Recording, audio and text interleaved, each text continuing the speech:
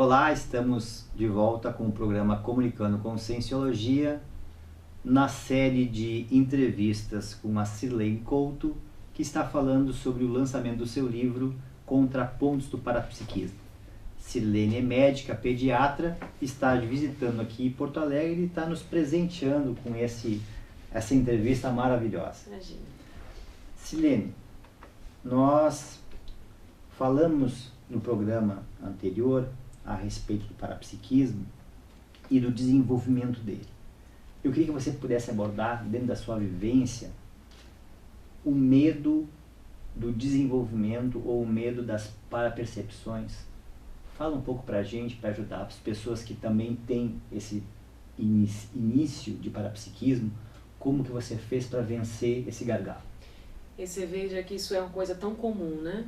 E é engraçado ter medo, existir o medo do parapsiquismo, da paranormalidade, porque na verdade é uma condição natural de todo mundo. E como nós não somos dessa vida material, isso aqui é passageiro, nossa real procedência, nossa realidade maior é a extrafisicalidade. Nós somos, na verdade, consciências extrafísicas, que volta e meia aparecem nessa vida humana e vão embora, né? Então esse atributo desse intercâmbio, da gente conseguir ter percepções extrasensoriais, ele faz parte da natureza de todo mundo, né? E por que as pessoas, sendo natural, por que as pessoas têm medo disso? Tem medo. Primeiro, tem medo de ver consciência extrafísica, né? Então começa a ver o famoso espírito, né? Começa a ver alguma coisa se formar, a pessoa arrepia toda, não quer conta com isso aqui é outro mundo, a pessoa volta e prefere ficar, digamos assim, iludida na materialidade da vida humana.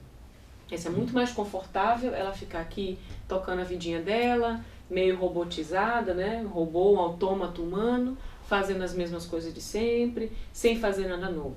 Porque na hora que ela começa a ver que existe consciência extrafísica, que existe vida, que a vida permanece depois da morte do corpo humano, né? Que aquelas coisas que ela faz, tem aqueles errinhos, aqueles pecadilhozinhos, aquelas corrupções, aquilo tem repercussão na dimensão extrafísica, nas afinidades, nas companhias extrafísicas que vêm até a pessoa, ela começa a recuar, né? Primeiro há um medo inicial, mas depois há um recuo, porque a pessoa vê que ela vai ter que mudar e reperspectivar uma série de coisas na vida dela. Então, primeiro, se existe consciência extrafísica, se aquela pessoa que morreu, né, e eu de repente vejo a pessoa aparecendo para mim, então isso prova que não existe morte física, que não existe morte do corpo humano. Se não existe morte do corpo humano, eu não posso tocar a vida doidado aí, igual aquele filme lá, Vivendo a Vida Doidada. Não pode. Alguma coisa tem um sentido de você estar aqui e ela é passageira. Então você viver de qualquer forma, impulsivamente, né, na riscomania, ou fazendo todas as atividades que comprometam o seu corpo, seja na alimentação, seja no seu dia a dia, na sua saúde, nos seus esportes, a pessoa já não vai poder mais fazer tudo o que ela gostaria de fazer, o que o instinto dela manda fazer. Ela vai ter que ser mais comedida, vai ter que ter mais organização, mais disciplina. E ela vê que tem algum sentido maior na vida dela aqui. Então, naturalmente, se a pessoa vai, ela entrevê a dimensão extrafísica com a paranormalidade, e ela vai ver que ela vai ter que mudar alguma coisa, né? Primeiro ela tem que superar o medo de ver as coisas, porque é a realidade dela, todos nós somos assim. E a gente vai voltar para a dimensão extrafísica. Então a consciência extrafísica é ela amanhã, foi ela ontem e será ela amanhã. Então isso tem que ser superado. E mais importante, além do medo, né, de ver, que isso mostra que a morte não existe, tem que vencer o medo da mudança, o medo da reciclagem intrafísica, da reperspectivação da vida, que é para isso que tem grande valor aqui a gente ter desenvolvimento do parapsiquismo. Bloquear o parapsiquismo, a gente pode considerar como sendo um auto-engano para a pessoa. O fato de ela não ver mais não significa que as coisas não estão acontecendo. Que não existam. Perfeito, né? Seria a mesma coisa de nós sairmos aqui no centro de Porto Alegre, eu vou colocar uma venda no olho, vou colocar um fone de ouvido, né, e vou sentar numa praça, então eu estou aqui agora no meio de uma floresta, mas a realidade do centro de Porto Alegre está longe de ser uma floresta, embora a gente tenha um bairro floresta aqui. Mas nós estamos no centro, os ônibus estão passando, os carros estão passando, né? O movimento das pessoas continua, embora você esteja alheio àquilo porque você prefere colocar uma venda no olho e um fone de ouvido. Mas a realidade continua existindo e isso não muda. Por isso que nós falamos no IPC, né? Não acredite em nada do que nós estamos falando aqui. Tenha suas experiências pessoais, vivencie para que você veja por si próprio que essa realidade é um fato. Na hora que você começar a perceber que a realidade existe, talvez lá pelas tantas você possa superar o medo de querer e possa querer tirar essa venda do olho e esse fone de ouvido, né, esse tampão do ouvido e querer ver a realidade com muito mais lucidez. E também, aí sim, ver todas as consequências que vêm advindas disso daí, que são as renovações, as mudanças, a reperspectivação da vida. Essas pessoas, por exemplo, que passam pelas experiências de quase morte, a EQM, recentemente teve até um caso no médico neurologista, lançou um livro aí, falando sobre esse assunto, de que ele começou a ver que assim, a vida continua, que a coisa é diferente, não é por aí, não é essa vida humana só, e ele mudou tudo. Ele é um médico, neurocirurgião, de uma renomada instituição norte-americana, né? Quem é da medicina sabe o quanto é difícil assumir isso dentro dessa área, né? Então, se para ele foi tão impactante ver outra dimensão, imagine para todos nós, né, como isso representa e tem valor para nós, né, em termos de mudança e de mudança do pensamento, dos nossos sentimentos e das nossas energias aqui nessa vida. Na página 51 do livro, você diz assim: o ponto determinante da reciclagem sua foi não querer sofrer mais. O que você queria dizer com o sofrimento que você passava e que determinou essas reciclagens que tu fizeste?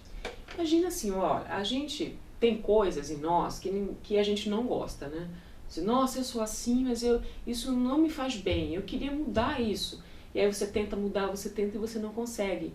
O que é não consegue? Você até pode disfarçar, mas aquele sentimento, aquela emoção errada, né? Não é bem o sentimento, aquela emoção atrapalhada, ela fica, né, sobe, igual um refluxo, ela vem e volta, vem e volta. E a pessoa fica, assim, parece uma indigestão, né, que ela não se resolve.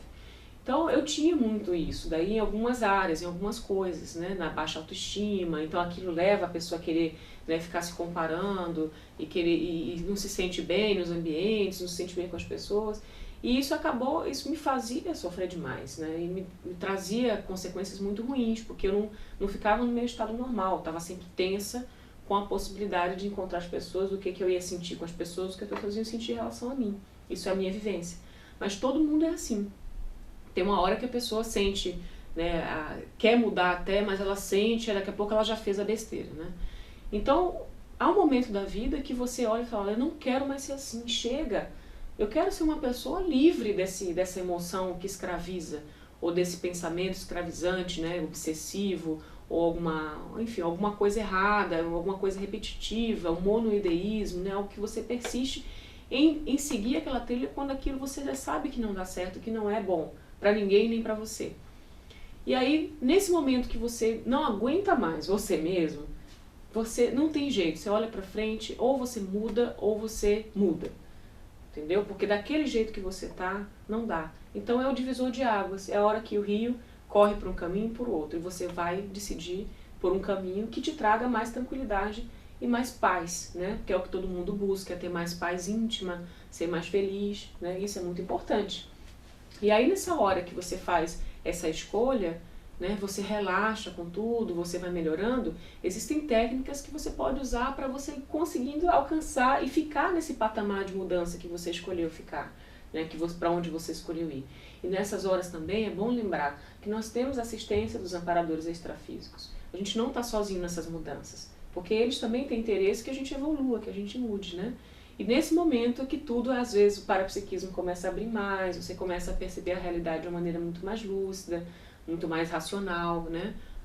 Essas coisas instintivas, né? Esse bulício da emoção, ela vai ficando para trás. Então, acho que nesse contexto aí, o que eu vivi, assim, com a mudança do parapsiquismo, a evolução do parapsiquismo e da minha reciclagem íntima, né? Da minha mudança íntima, do meu investimento nisso, me fez ter muito mais paz hoje, serenidade íntima, mas sim muito distante do que era aquela coisa do passado turbulenta, né?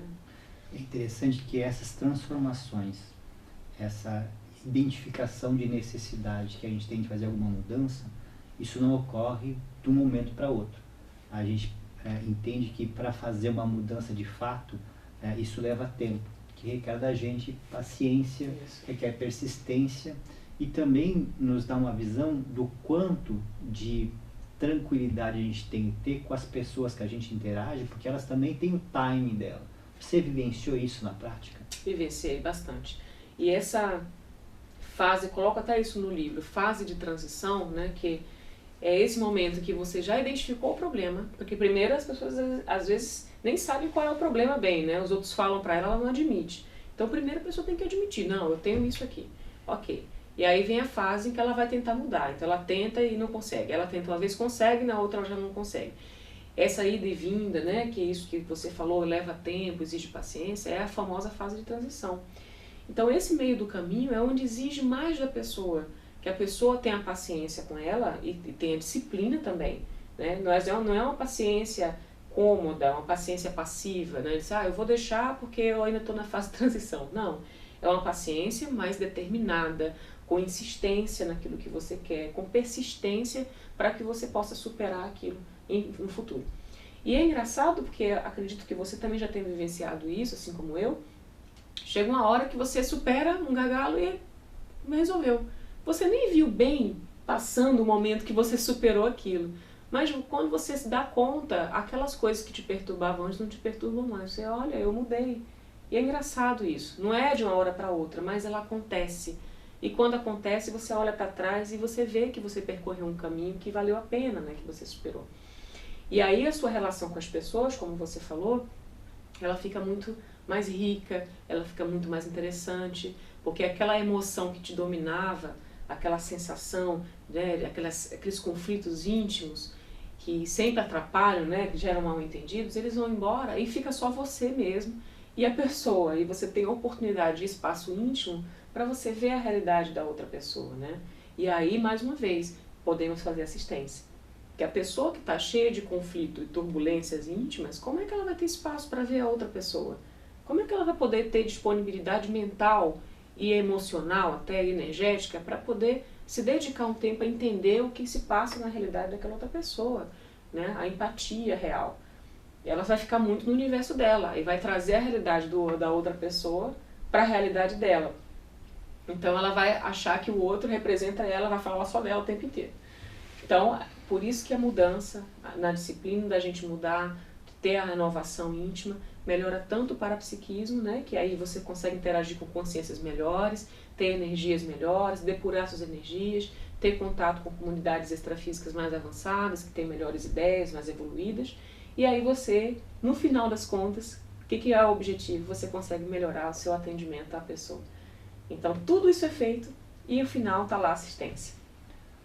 Nós vamos continuar no próximo bloco conversando com a Silene Couto e nós vamos perguntar para ela as técnicas que ela utilizou para fazer essa transição e parar de sofrer com a questão do parapsiquismo. Fique conosco, voltamos em seguida. IIPC, Instituto Internacional de Projeciologia e Conscienciologia. É uma instituição científica de educação e pesquisa sem fins lucrativos. Venha participar de nossas palestras todas as sextas-feiras às 19h30, na Rua São Manuel, número 189, bairro Rio Branco. Telefone 051 3224 0707.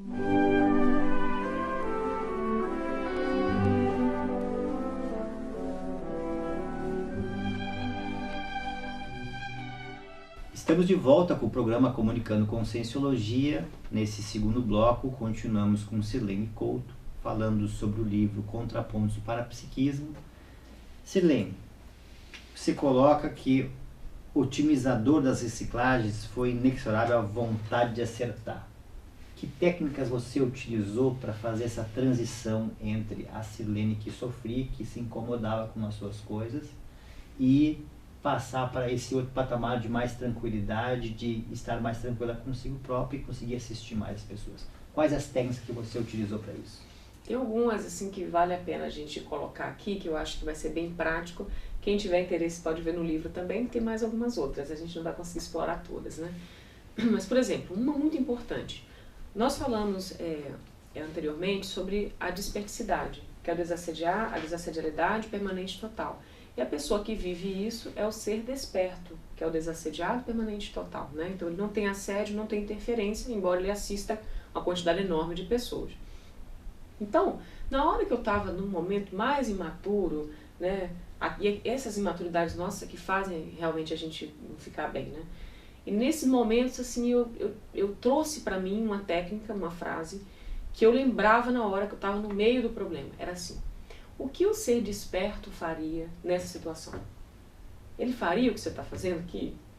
Quer dizer, aí você começa a pensar, não, se o ser desperto é mais evoluído, ele não estaria nesses pensamentos, nesses sentimentos, essas emoções todas egoístas, essas coisas de ego, egocêntricas que você está tendo aí no momento. Então, se eu quero evoluir, não tem sentido, eu preciso reperspectivar. Então, trazer esse pensamento do que o ser desperto faria nesse momento agora, e pensar nisso, eu me dava, assim, o mínimo de disciplina de poder pensar nisso na hora que eu estava no meio da crise. Eu preciso pensar nisso. E eu ficava um pouquinho pensando e refletindo. Lá pelas tantas aquilo reperspectivava. Não, opa, tá tudo errado aí. Não é bem isso que eu quero, então eu tenho que mudar. Isso 1, 2, 3, quantas vezes, não sei quantas vezes aconteceu e eu fiz, né? Não existe técnica que se aplica uma vez só, você vai insistindo até aquilo mudar, né?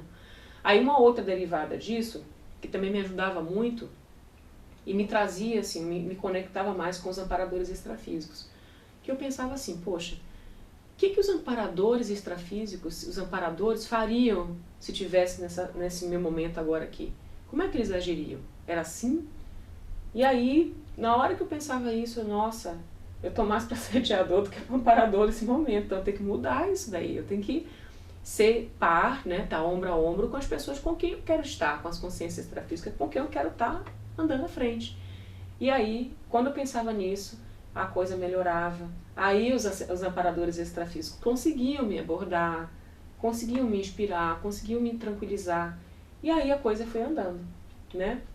Então esse exercício comparativo faz você parar e tira você daquele, né, daquele turbilhão, né, de maturidades e faz você pelo menos pensar no assunto, né?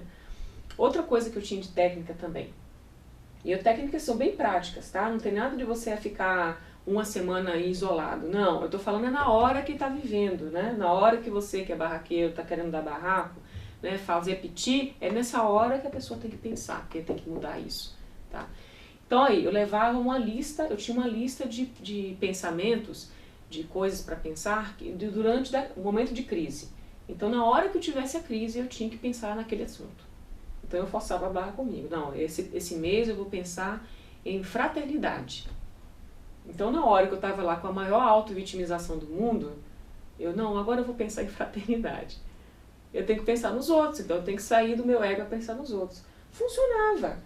Então lá pelas tantas eu estava pensando no amparador, estava pensando no ser desperto, estava pensando no tema que eu tinha escolhido, que era um tema bom, fraternidade ou outro qualquer.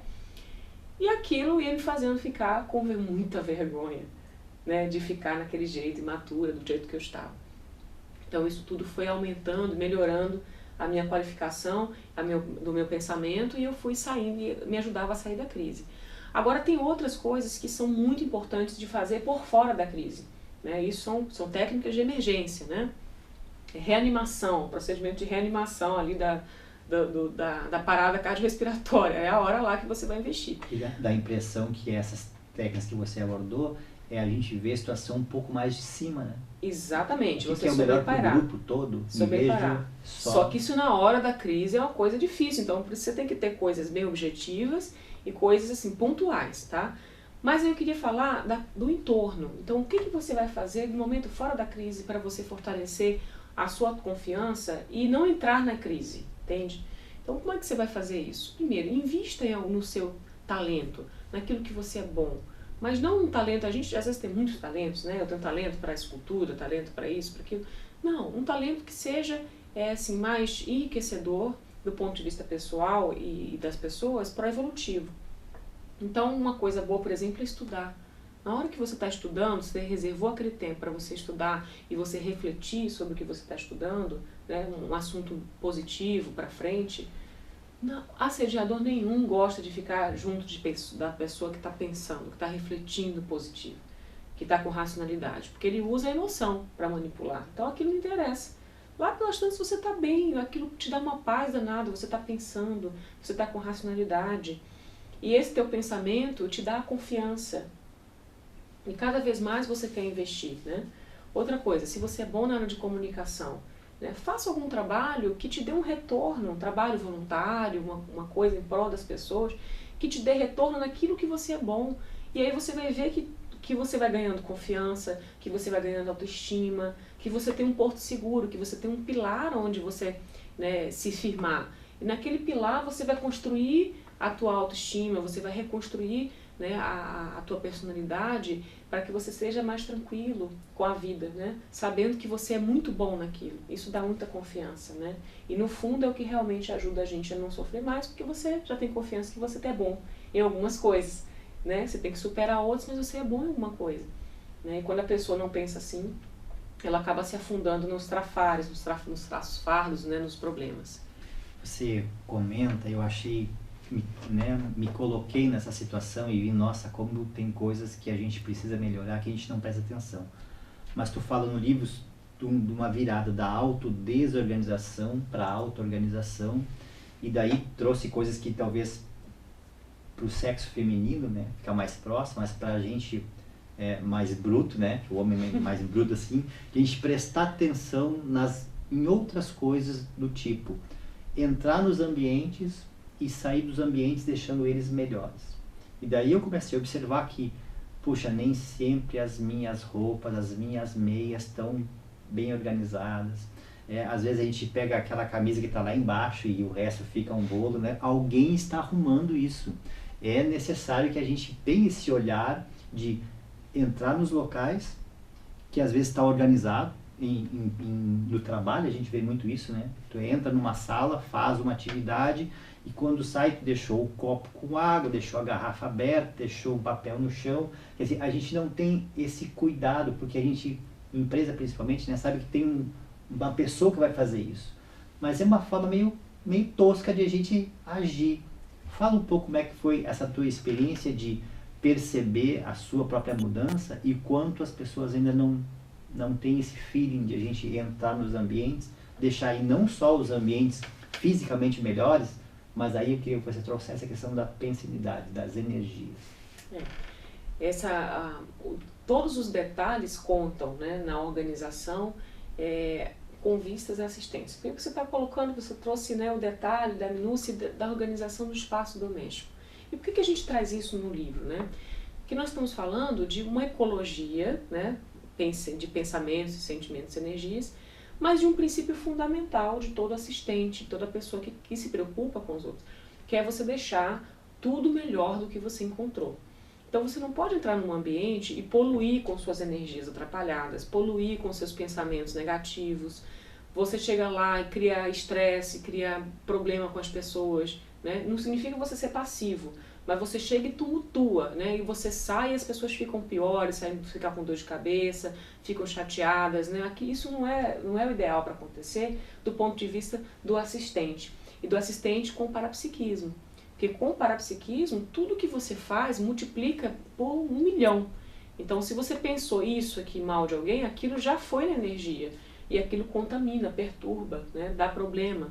Lá pelas tantas, alguém lá tem um acidente, alguma coisa ali naquele espaço. Então é preciso ter uma organização que vai desde o pensamento, e isso olha o nível do detalhe que a gente precisa chegar, uma organização do pensamento, até uma organização do espaço que você está. Então veja, não é incoerente se você quer estar pensando em assistência, em evolução, e aí você chega no seu espaço de trabalho, no seu ambiente doméstico, e você faz aquela bagunça, você faz aquele torvelinho, né? Parece que passou ali um furacão e deixou tudo lá sujo. Então a pessoa está chegando, seu companheiro, sua companheira, ou mesmo a pessoa que você contrata, chega lá e assim, vai dar um trabalho enorme para aquela pessoa fazer aquilo. Não há necessidade, né? Porque você está pagando uma pessoa, que a pessoa tem que ser o seu escravo doméstico ou no trabalho também. E nem é o seu parceiro que tem a obrigação, porque ele também tem as coisas para fazer. Então você está gerando um trabalho extra para a pessoa ir lá fazer, arrumar o que você desarrumou. Isso mostra que o nível seu de pensamento no outro não está muito bom. não está muito bom. Porque quando você pensa no outro, você pensa em tudo. E isso é questão, né, de cultura, né, até no gênero, o homem, você falou o assunto, realmente tem isso, mas quando a pessoa se assume consciência, que é muito além do gênero, isso tem que mudar. Você tem que começar a pensar em todos esses detalhes. Então, você entra num ambiente, você vê que tem um fio que está solto, não precisa você chegar lá e mandar ou deixar correr o barco até que tenha um acidente. Você mesmo pode recolher e ajudar e fazer aquilo ficar melhor e evitar um acidente. Né? Você mesmo pode recolher a sua sujeira, deixar aquilo arrumadinho, para que a pessoa que possa chegar encontre um ambiente melhor, encontre não só organizado, mas com energias positivas, né? com pensamentos melhores. E a pessoa entra às vezes mal e sai super bem daquele ambiente onde você esteve. Isso é uma bênção, isso aí realmente mostra e atesta o seu diploma de que você é um bom assistente, né? E isso passa pelo parapsiquismo, porque no final das contas o que move isso é a energia. Você tem o pensamento, o sentimento e a energia que juntos fazem o pensene, né? Essa unidade indissociável. Mas a energia é a última manifestação, é a limpeza, é a organização, é a energia que você exteriorizou no ambiente e que promove, às vezes, o bem-estar das pessoas. Né? No ambiente, por exemplo, de hospital ou ambiente de saúde, você melhora a saúde dos doentes. Né? Às vezes, aquele profissional de saúde de boa energia, ele chega e já melhora todo mundo. Né? O paciente entra, senta ali, daqui a todo mundo recebe alta, vai embora, porque aquela pessoa de boa energia ajuda a pessoa a se curar. Então, tudo isso é muito importante a gente considerar na nossa vida, no dia a dia. Né? Nós tivemos aqui o prazer de conversar com a Silene. Já é a segunda entrevista, que pena que ela mora em Foz do Iguaçu, se a gente podia estender isso de uma forma sequencial, né, para passar a informação que é tão importante. Nós agradecemos a sua audiência. Maiores informações a respeito desse livro que está disponível na biblioteca do Instituto Internacional de Projeciologia e Conscienciologia, que fica na rua São Manuel 189. Nós agradecemos a sua audiência. Até o próximo programa.